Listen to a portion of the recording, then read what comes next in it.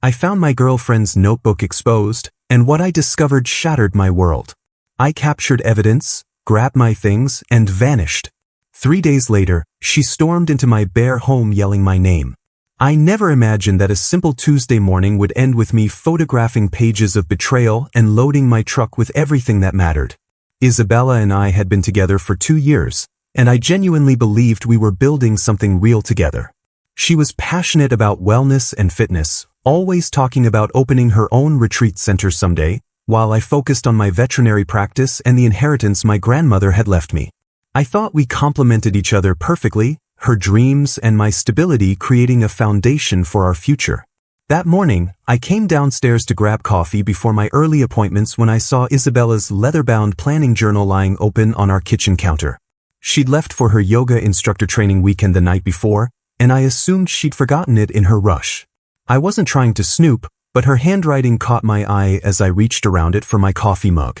Phase 2, Kyle's grandmother money, timing critical after his promotion, was written in her neat script across the top of the page. My stomach dropped as I read further. The entire page was dedicated to what she called the Kyle strategy, complete with timelines, dollar amounts, and tactical notes. She'd calculated my net worth down to the penny, including my inheritance, savings, and projected income from my recent promotion to senior partner at the clinic. But it got worse. Much worse. I flipped through page after page of her careful planning, each one revealing another layer of manipulation I'd been completely blind to. She documented every conversation we'd had about my grandmother's war medal collection, noting Kyle's emotional attachment to military memorabilia, use for guilt leverage if needed. She'd written detailed character assessments of my family members, identifying which ones might be useful for additional funding sources, and which were obstacles to overcome. My hands shook as I photographed each page with my phone, making sure to capture every cruel detail. The journal revealed her partnership with someone named Diego, whom she'd never mentioned to me. Their plan was elaborate. They'd approach me after my promotion with a business opportunity for Isabella's wellness retreat center, using my emotional investment in her dreams and my inherited money as seed funding. But the retreat was completely fake. They intended to drain my accounts and disappear together, leaving me responsible for any investor fraud charges. "Kyle's so trusting and generous," she'd written. "Perfect mark for this type of long-term investment con. His grandfather's medals will sell for at least $15,000 if we need quick cash during exit strategy. Diego says military collectors pay premium for Purple Heart sets." I stared at that line for a full minute, my vision blurring with rage. Those medals represented my grandfather's sacrifice in Korea, the proudest possession of a man who'd worked double shifts at the steel mill for 40 years to support his family. Isabella knew exactly how much they meant to me, had listened to me tell stories about Grandpa's service at least a dozen times. She planned to steal and sell them like common trinkets. The journal included a detailed timeline starting with my promotion last month. She'd calculated that I'd be most emotionally vulnerable and financially optimistic right after the celebration dinner, which explained why she'd been so affectionate and supportive lately. Every kiss, every "I'm so proud of you," every intimate moment had been theater, designed to soften me up for the financial kill. I photographed the final pages, which included backup plans if I became suspicious, including having Diego pose as a legitimate business consultant and using my veterinary credentials to give their fake retreat medical credibility with potential investors. They'd even researched which of my clients had the most money, planning to approach them as friends of Dr. Kyle, once they had my initial investment locked in. I carefully closed the journal and placed it exactly where I'd found it, then walked upstairs to our bedroom and began packing. Not everything, just the essentials: clothes for a week, my grandmother's jewelry, important documents, my grandfather's medals, and a few irreplaceable photographs. I loaded everything into my truck, along with my laptop and the medical equipment I'd brought home from the clinic. I left my key on the kitchen counter next to her journal and drove straight to my brother's cabin in the mountains, 3 hours away from everything I thought I knew about my life. The entire drive, I kept thinking about all the signs I'd missed, all the times Isabella had forgotten her wallet or needed help with rent, all her enthusiastic questions about my finances that I'd mistaken for genuine interest in our future together. As I pulled into the gravel driveway of the cabin, surrounded by pine trees and absolute silence, I realized I felt something I hadn't expected: relief. For the first time in months, I wasn't calculating expenses in my head or worrying about whether I could afford Isabella's dreams on top of my own responsibilities. 3 days of mountain silence ended with my phone exploding at 2:47 p.m. on Friday afternoon. Isabella's ringtone cut through the peaceful quiet like a chainsaw, and I watched her name flash on my screen 17 times before I finally answered on the 18th call. I'd spent those 3 days hiking, thinking, and planning my next moves while she presumably returned from her fake yoga training to discover our townhouse stripped of my belongings and me completely unreachable through normal channels. "Kyle, what the hell is going on?" Her voice was sharp with panic and barely controlled rage. "Where are you? Why is half our furniture missing? The bedroom looks like it was robbed." I stayed calm, my voice steady despite the adrenaline coursing through my system. "I found your journal, Isabella. The one you left open on the kitchen counter." Dead silence. I could practically hear her brain scrambling to figure out exactly how much I knew and what damage control strategy would work best. When she finally spoke again, her tone had shifted to that manipulative sweetness I now recognized as performance. "Kyle, baby, you're misunderstanding whatever you think you saw. That journal is just my private thoughts, my way of working through ideas and feelings.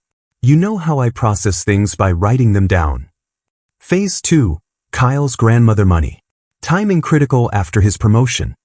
I quoted her exact words back to her. "Diego says military collectors pay premium for Purple Heart sets. Which part of that was just processing feelings, Isabella?" Her mask slipped completely. "You had no right to read my private journal. That was a violation of my privacy, Kyle. How dare you go through my personal belongings and then run away like some kind of coward instead of talking to me like an adult?" The audacity was breathtaking. She'd planned to defraud me of my inheritance, steal my grandfather's medals, and use my professional credentials for investor fraud, but I was the villain for discovering her scheme. "I'm not running away," I said. "I'm protecting myself from someone who sees me as a mark instead of a boyfriend." "That's not true and you know it. I love you, Kyle." Everything in that journal was just brainstorming, hypothetical scenarios I was exploring. I would never actually do those things. "You're taking creative writing exercises completely out of context." Creative writing exercises. She actually said that with a straight voice, as if detailed financial calculations and partnership agreements with Diego were the same as writing poetry. "Where are you?" she demanded when I didn't respond to her explanation. "We need to talk about this face to face. You can't just disappear and leave me to handle all our shared responsibilities alone." Our shared responsibilities. She meant the rent she'd never actually paid, the utilities that came out of my account automatically, and the lifestyle I'd been funding while she planned to rob me blind. "I spoke to the landlord yesterday," I told her. "Explained the situation and arranged to break the lease early. Your belongings are being packed and moved to a secure storage facility as we speak." "You can't do that. Those are my things. You can't just take my property and hide it somewhere. That's theft. I'll call the police." The moving company is fully licensed and bonded. Everything will be carefully inventoried and stored safely until you can arrange to collect it. I could hear her hyperventilating through the phone. "This is insane. You're being completely irrational. So what if I wrote some things in my journal? People write all kinds of things they don't mean. You're destroying our entire relationship over some private thoughts that were never meant to hurt anyone." "Who is Diego?" I asked. Another long silence. "I don't know what you're talking about." "Your business partner. The one you've been planning the wellness retreat scam with. The one who suggested selling my grandfather's medals for quick cash during your exit strategy." "Kyle, I swear to you, I have never planned to actually do anything that would hurt you. Diego is just a friend from my yoga training who had some business ideas. We were just talking hypothetically about entrepreneurship opportunities. Just talking hypothetically. About using my inheritance money, my professional credentials, and my emotional vulnerabilities to execute an elaborate fraud scheme. About selling my grandfather's Purple Heart. About targeting my wealthy veterinary clients for additional investors." "I need to go," I said. "Don't contact me again. Call please. Don't hang up. We can work this out. I'll explain everything if you just come home and give me a chance to make this right. There's nothing to work out. I know exactly who you are now." I hung up and immediately blocked her number on everything. But Isabella wasn't finished. Within an hour, my phone was ringing again from her sister Carmen's number. "Kyle, what did you do to my sister? She's absolutely hysterical. She can barely speak through the crying."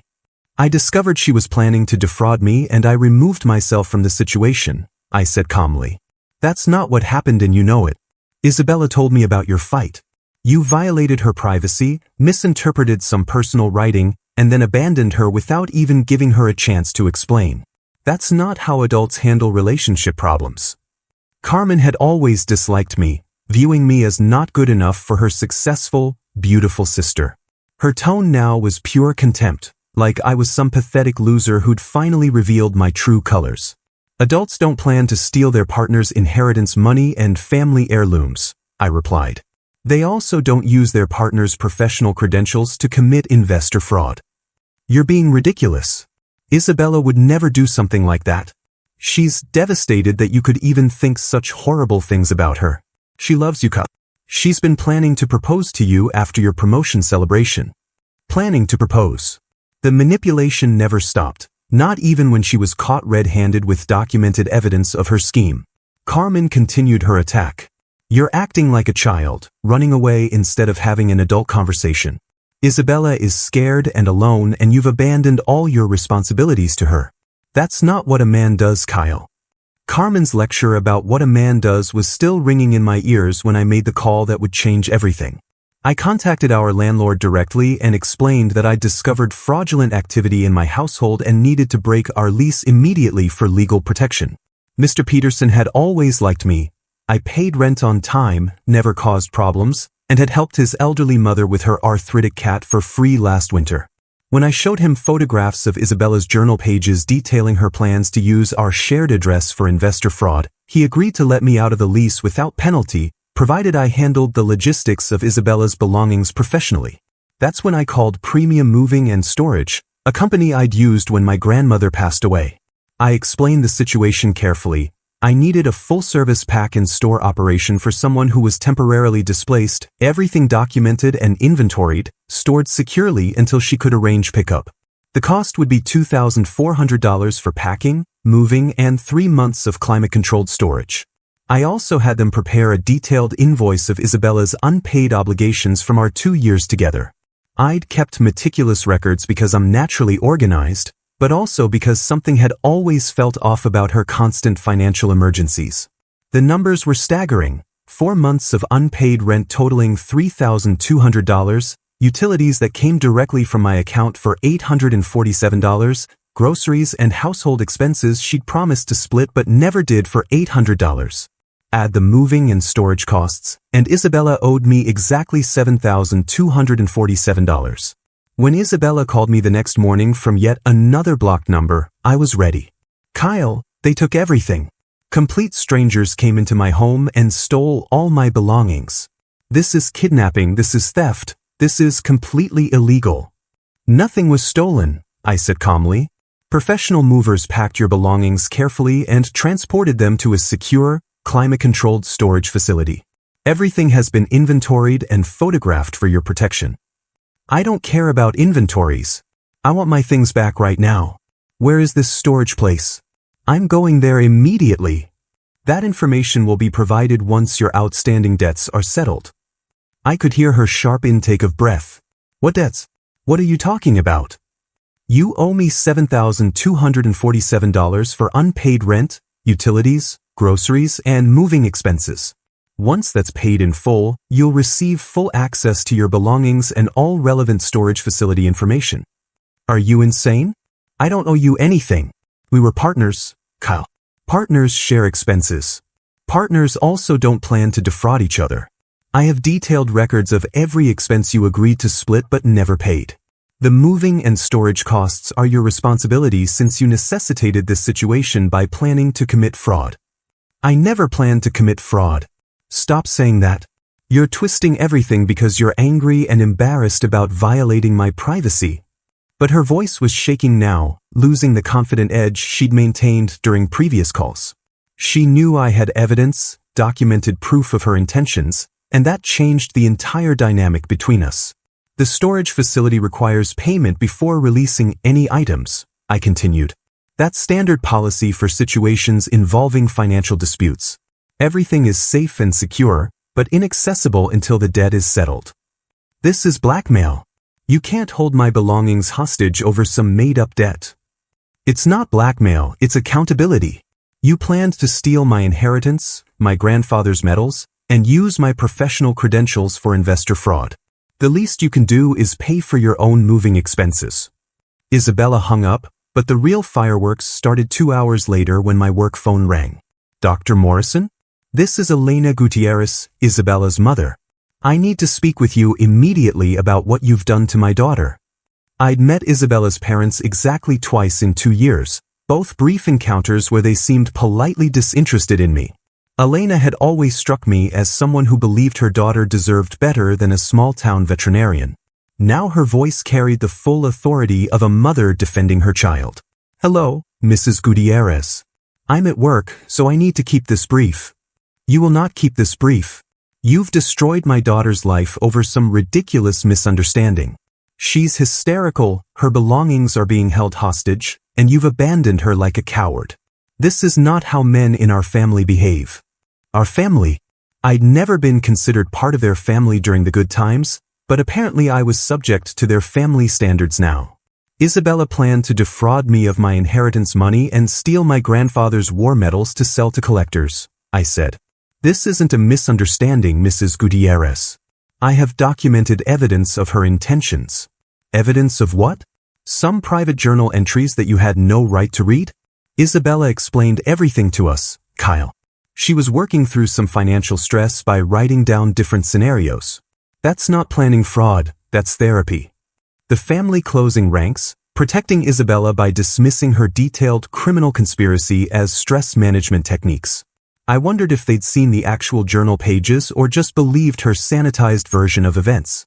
Mrs. Gutierrez, your daughter's journal included partnership agreements with someone named Diego, detailed timelines for approaching me after my promotion, calculations of my net worth, and specific plans to use my professional credentials for investor fraud. That's not therapy. You're being deliberately dramatic because you're hurt and angry. Isabella loves you, Ka. She was planning to propose after your promotion celebration. Instead of celebrating your future together, you violated her privacy and ran away like a child. Everyone kept mentioning this supposed proposal, as if Isabella's romantic intentions somehow negated her criminal ones. As if planning to marry me made planning to rob me more acceptable, not less. I need to get back to work, I said.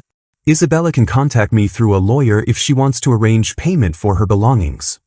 A lawyer? You're threatening legal action against a young woman who loves you over some private thoughts she wrote in her personal journal. I'm protecting myself from someone who documented detailed plans to commit fraud against me. If you think that's unreasonable, we don't have anything more to discuss. I hung up, but I knew this was just the beginning. Isabella's family was mobilizing for war, and they had no idea that I was already 3 steps ahead of them, or that their daughter's criminal conspiracy was about to explode in ways that would make my missing furniture seem trivial by comparison.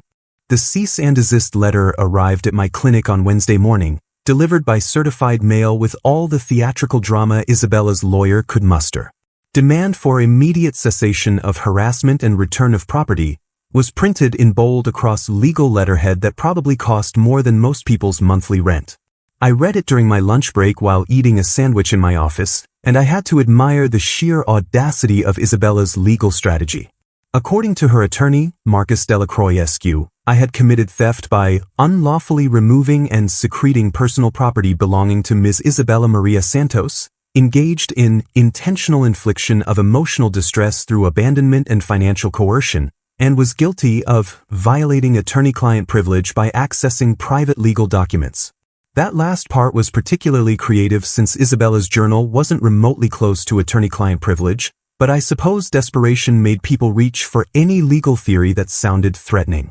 The letter demanded immediate return of all her belongings, payment of $10,000 in damages for emotional distress, and cessation of all harassing and intimidating behavior.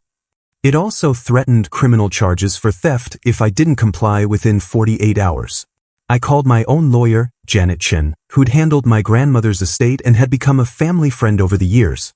Janet was known for her calm, methodical approach and her absolute intolerance for legal theatrics. "Kyle, this letter is mostly bluster," she said after I faxed it to her office. "They're trying to intimidate you into backing down, but they don't have a strong legal position. You documented everything properly, used licensed professionals for the moving, and you're holding the property pending payment of legitimate debts. That's completely legal. What about the criminal theft charges they're threatening? Empty threats. You didn't steal anything. You removed your own belongings from a shared residence and arranged professional storage for hers pending debt resolution. Any prosecutor would laugh them out of the office." But Janet's tone grew more serious. "However, Kyle, I need to ask you something important. In that journal, did Isabella mention any actual business activities? Any meetings with investors or partnerships that might already be in motion?" I felt my stomach drop. In all my focus on Isabella's betrayal and the logistics of protecting myself, I hadn't fully considered that her plan with Diego might already be underway. She mentioned approaching investors after my promotion, but I assumed that was still in the planning stages. Why? Because if they've already started soliciting investments using fraudulent information, including your professional credentials, this becomes a much more serious legal matter. We're not just talking about a relationship dispute anymore, Kyle. We're talking about active investor fraud. That afternoon, I did something I'd been avoiding since leaving Isabella. I checked her social media accounts. What I found made my blood run cold. 3 days ago, the same day I'd discovered her journal, Isabella had posted a professional-looking announcement about Santos Rodriguez Wellness Retreats, featuring photos of her with a man I didn't recognize but could only assume was Diego. The post included testimonials from satisfied clients, pictures of luxury retreat facilities, and most damaging, a bio section that listed Dr. Kyle Morrison, DVM, senior partner, as their medical advisory board chairman, without my knowledge or consent. They weren't planning to start their fraud scheme after my promotion. They were already implementing it, using my name and credentials to legitimize their fake business while I'd been completely unaware. I immediately called Janet back. "They're already running the scam. They're using my professional license and credentials in their marketing materials without my permission. Forward me everything immediately. Kyle, this is identity theft and professional impersonation. We need to act fast before they take money from actual investors." I spent the next 2 hours documenting everything. Isabella's social media posts, the fake business website that had somehow been registered 3 weeks ago, and promotional materials that featured my photo and credentials prominently. But the most chilling discovery came when I found their investment opportunities page, which listed 3 upcoming presentations to potential investor groups, including one scheduled for this Friday with something called the Thornfield Investment Group. A quick internet search revealed that Margaret Thornfield was a notoriously sharp businesswoman who'd made her fortune identifying and investing in legitimate wellness companies. She was also famous for her zero-tolerance policy toward fraud and had personally prosecuted several investment scammers who tried to deceive her organization. Isabella and Diego had no idea they were about to walk into a trap of their own making. I worked until 3 a.m. that night creating what I called the Isabella Files, a comprehensive evidence package that would make her deception crystal clear to anyone who reviewed it. Every page of her journal was photographed in high resolution, cross-referenced with timestamps and organized chronologically to show the evolution of her criminal planning. I included financial records showing her pattern of unpaid debts, screenshots of her fake business website featuring my credentials without permission, and a detailed timeline proving she'd been implementing her fraud scheme while pretending to love me. Janet had told me that Margaret Thornfield appreciated thoroughness above all else, so I treated this like the most important veterinary case file of my career. The evidence package was 63 pages when I finished, professionally bound with numbered sections and a comprehensive index. I included everything. Isabella's handwritten calculations of my net worth, her cruel mockery of my grandfather's metals, her partnership agreements with Diego, and most damning, proof that they were already using my professional license to legitimize their fake business. But the real breakthrough came when I started researching Diego Rodriguez more thoroughly. A simple background check revealed that Diego Martinez Rodriguez had been arrested in Arizona 18 months ago for investment fraud involving a fake renewable energy company. The charges were ultimately dropped due to prosecutorial mistakes, but the case files were public record. Diego had used the exact same playbook with Isabella that he tried in Arizona. Find a legitimate professional to provide credibility, create impressive marketing materials featuring luxury facilities they didn't own, and target wealthy investors with promises of high returns in trendy industries. Isabella might have thought she was Diego's partner, but the pattern suggested she was just his latest mark, someone with access to a professional's credentials and a genuine relationship that could provide cover for his operations. I printed Diego's arrest records and included them in the evidence package, along with a detailed comparison showing how his current scheme with Isabella matched his previous criminal activities. The parallels were so obvious that any competent investigator would immediately recognize Diego as a repeat offender who'd simply moved to a new state and found a new accomplice. Thursday morning, I called Janet with my findings. Janet, Diego's got a criminal record for the exact same type of fraud he's running with Isabella. She has no idea she's working with a professional con artist who's been using this playbook before. Kyle, this changes everything. If Diego has prior arrests for investment fraud, he could be violating parole conditions by engaging in similar activities. We need to get this information to the right people immediately. What's our next move? I'm calling Margaret Thornfield this morning. She and I served on a legal ethics committee together 5 years ago, and she'll absolutely want to see this evidence before tomorrow's meeting. Mrs. Thornfield has personally prosecuted investment fraudsters before, and she has resources that can shut down operations like this within hours. That afternoon, I drove to Janet's office where we prepared the final evidence package using her law firm's professional presentation materials. Everything was organized in clear plastic sleeves, with executive summaries highlighting the most critical evidence. We prepared 3 identical packages, one for Margaret Thornfield, one for the State Attorney General's office, and one for my own records. Kyle, I want you to understand something important, Janet said as we sealed the packages. Once we deliver this evidence, there's no going back. Isabella will face serious criminal charges for identity theft and investor fraud. Diego will likely be arrested for parole violations. This will destroy their lives completely. I thought about Isabella's journal, her calculations about selling my grandfather's Purple Heart, her dismissive comments about my expensive pet hobby dreams. Janet, they were planning to destroy innocent investors' lives to fund their fake lifestyle. Isabella was planning to steal my inheritance and family heirlooms to finance their exit strategy. I'm not destroying their lives, I'm protecting everyone they intended to victimize. We arranged for bonded courier delivery to Margaret Thornfield's private office, with confirmation of receipt required. The package included a cover letter from Janet explaining the urgency of the situation and requesting an immediate meeting to discuss the fraudulent investor presentation scheduled for the following day. My phone rang at 6:47 p.m. Unknown number, but Janet had warned me that Margaret Thornfield might call directly if the evidence package was as compelling as we believed it was. Dr. Morrison? This is Margaret Thornfield. I've reviewed your evidence package, and I need to meet with you first thing tomorrow morning. My office, 8 a.m. sharp. Her voice was crisp, professional, and absolutely furious. Of course, Mrs. Thornfield. I'll be there. Dr. Morrison, in 30 years of business, I've never seen documentation this thorough or evidence this damning. Your former girlfriend and her partner have made a catastrophic mistake by targeting my investment group. I could hear the controlled rage in her voice, the tone of someone who'd built an empire by recognizing and destroying threats to legitimate business. Tomorrow's presentation is going to be very educational for Ms. Santos and Mr. Rodriguez. Very educational indeed. Margaret Thornfield's office occupied the entire top floor of a downtown high-rise, with floor-to-ceiling windows overlooking the city and furnishings that probably cost more than my annual salary. When I arrived at exactly 8 a.m. Friday morning, she was already reviewing my evidence package with 2 other people, a man in an expensive suit who introduced himself as her head of security, and a woman taking detailed notes who turned out to be from the district attorney's office.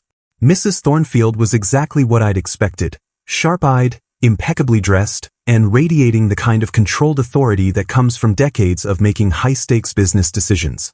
She looked up from the journal photographs with an expression that could have frozen lava. Dr. Morrison, your former girlfriend has made what I can only describe as a catastrophically stupid decision. Not only did she target my investment group for fraud, but she documented her criminal intentions in writing and left the evidence where you could find it. I was as shocked as you are, I said. I had no idea she was capable of something like this. Ms. Santos and Mr. Rodriguez are scheduled to present their fake wellness retreat proposal to my board at 2 p.m. today.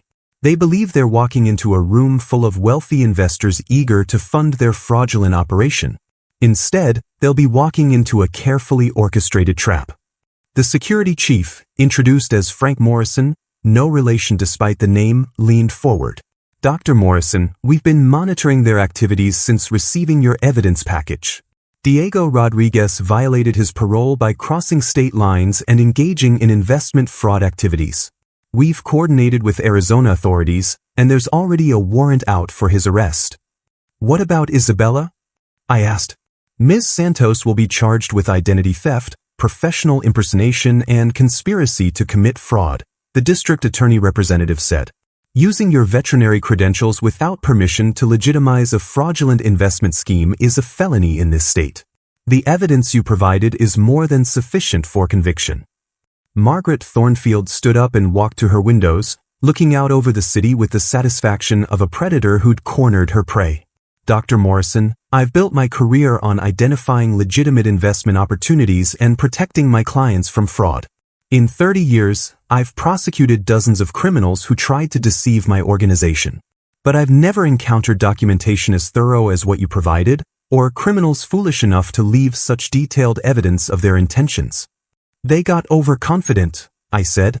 Isabella thought she had me completely fooled, and Diego probably assumed his previous charges being dropped meant he was untouchable. Their overconfidence will be their downfall. At 2 p.m. today, Ms. Santos and Mr. Rodriguez will walk into our main conference room expecting to present their fraudulent proposal to potential investors. Instead, they'll find Detective Sarah Walsh from the Fraud Division, Agent Michael Chin from the State Attorney General's office, and myself, along with complete documentation of their criminal activities. The thought of Isabella's face when she realized she'd walked into a law enforcement trap instead of a business meeting was almost satisfying enough to make up for 2 years of financial manipulation and emotional abuse. Almost. What do you need from me? I asked. Nothing more than you've already provided. Your evidence package was so comprehensive that we have everything needed for prosecution. However, I do want to make you an offer. Mrs. Thornfield returned to her desk and pulled out a business card. Dr. Morrison, your analytical skills and attention to detail are exactly what my organization needs. I'd like you to consider consulting for Thornfield Investments, helping us identify potential fraud schemes before they can target our clients. The pay is excellent, and you'd be protecting legitimate businesses from predators like your former girlfriend. I stared at the card, realizing that Isabella's betrayal had inadvertently opened a door to opportunities I'd never imagined. I'm honored by the offer, Mrs. Thornfield. Can I think about it? Of course, but don't think too long. A talent like yours is rare. At 11 a.m., my phone started ringing. Isabella, calling from a number I hadn't blocked yet, probably panicking as she realized that her fake business website had been taken down overnight and their social media accounts had been suspended. I let it go to voicemail, then listened to her frantic message. Kyle, something terrible is happening. Our business website disappeared, and Diego is freaking out about some problem with the investors. I think someone is sabotaging us. You have to help me figure out what's going on. Please call me back immediately. Her desperation was almost funny. Isabella had no idea that her sabotage was actually law enforcement dismantling her criminal operation piece by piece, or that in 3 hours she'd be walking into handcuffs instead of a business meeting. I deleted the voicemail without responding. At 1:45 p.m., I was back in Mrs. Thornfield's office, watching through security cameras as Isabella and Diego entered the building lobby. Isabella was dressed in her most professional outfit, carrying a leather portfolio and practically glowing with excitement about the big presentation that would launch her fake business career. Diego looked nervous, checking his phone constantly and glancing around like he sensed something was wrong. They took the elevator to the conference room level, chatting confidently about their presentation strategy, completely unaware that they were being recorded and that law enforcement officers were waiting for them just down the hall. Dr. Morrison, Mrs. Thornfield said, would you like to witness justice being served? I thought about Isabella's journal, her plans to sell my grandfather's metals, her dismissive attitude toward my dreams and career. Yes, I would. We watched through the conference room security feed as Isabella and Diego walked in expecting to meet wealthy investors. Instead, they found Detective Walsh, Agent Chin, and Mrs. Thornfield herself, along with complete documentation of their fraudulent schemes spread across the conference table. The look on Isabella's face when she realized what was happening was absolutely priceless, pure shock, followed by panic, then desperate attempts to maintain her composure as the walls of her fake empire came crashing down around her. Diego tried to run and was immediately arrested by security officers positioned at every exit. Isabella's legs actually gave out when Detective Walsh read her rights, and she had to be helped into a chair before being handcuffed and led away. Dr. Morrison, Mrs. Thornfield said as we watched Isabella being escorted to a police car, "That's what happens to people who mistake kindness for weakness and generosity for stupidity. Your former girlfriend learned today that actions have consequences, and those consequences can be absolutely devastating when you target the wrong people." The aftermath unfolded faster than I could have imagined. Within 24 hours of Isabella and Diego's arrests, my phone was ringing with calls from people I'd never expected to hear from again. The first was Carmen, Isabella's sister, who'd lectured me about abandoning my responsibilities just 2 weeks earlier. "Kyle, I owe you the biggest apology of my life," she said, her voice thick with shame and disbelief. "I had no idea what Isabella was really doing. Mom and Dad are devastated. They're paying your $7,247 debt in full today and arranging for Isabella's belongings to be moved back to their house. We're so sorry we didn't believe you." The family that had rallied to defend Isabella's honor was now scrambling to distance themselves from her criminal activities. Elena, Isabella's mother, called that evening with a voice I barely recognized, broken, humiliated, completely different from the fierce defender who'd berated me at my workplace. "Kyle, Mijo, I don't know how to apologize for what my daughter did to you, or for how we treated you when you tried to tell us the truth. Isabella lied to us about everything. We thought you were just angry about some relationship fight. We had no idea she was planning to steal from you." The most satisfying call came from Isabella herself, using her one permitted phone call from jail to beg me to help her. "Kyle, please, you have to help me. This is all a misunderstanding. Diego manipulated me into this whole thing. I never wanted to hurt you. I was going to give you back your money, I swear. You know me, Kyle. I'm not a criminal." "Isabella," I said calmly, "I know exactly who you are. I have 63 pages of evidence proving it. Please don't let them destroy my life over some stupid mistakes. I love you, Kyle. I was going to propose to you after your promotion. We can still have the future we planned together if you just help me get out of this." The desperation in her voice was absolute, but I felt nothing except mild curiosity about how someone could be so delusional even when facing felony charges. "Isabella, you documented plans to steal my inheritance, sell my grandfather's war medals, and use my professional credentials for fraud. That's not love, and those aren't mistakes. Those are crimes. But I never actually did any of those things. It was just planning, just ideas I was considering. You can't ruin someone's life over thoughts they wrote in a private journal. You did do those things. You used my credentials without permission, created a fake business using my professional license, and were actively defrauding investors. The journal was just evidence of your premeditation." I hung up and immediately accepted Margaret Thornfield's consulting offer. The next morning, I was sitting in her office reviewing investment proposals and helping her team identify potential fraud schemes. The irony wasn't lost on me. Isabella's betrayal had led directly to the most interesting and lucrative career opportunity of my life. 3 weeks later, I received an unexpected visitor at my veterinary clinic.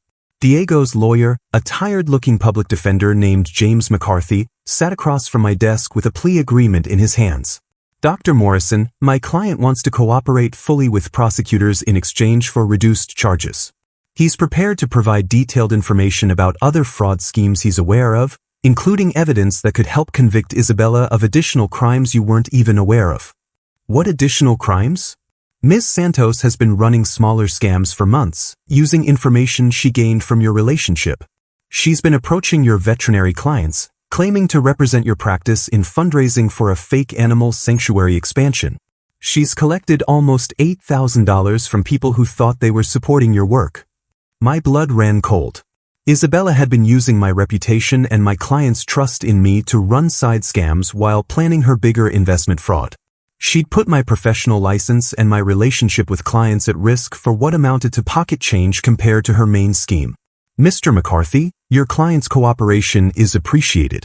I'll make sure my clients know they were victimized by Isabella's fraud, not by any legitimate fundraising associated with my practice.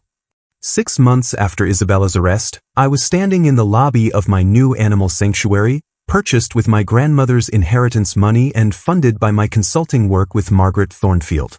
The facility was everything I'd dreamed about: spacious enclosures for rescue animals, a modern veterinary surgical suite, and educational programs for local schools. Isabella had mocked these plans in her journal as Kyle's expensive pet hobby, but it had become the most fulfilling work of my career.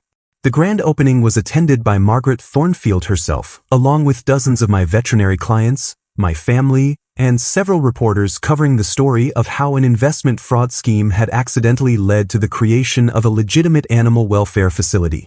Dr. Morrison, Mrs. Thornfield said as we cut the ribbon, "It's amazing how something that started with such betrayal and criminality has resulted in something so positive for the community." She was right.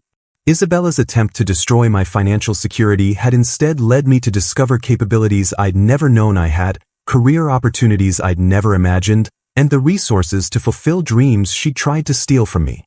That evening, as I walked through my animal sanctuary listening to the sounds of rescued animals settling into their new homes, I realized I felt something I hadn't experienced in years: complete peace. Isabella had tried to reduce me to nothing more than a financial resource to be exploited. Instead, she'd inadvertently revealed my true value as someone capable of building something meaningful that would benefit others for years to come.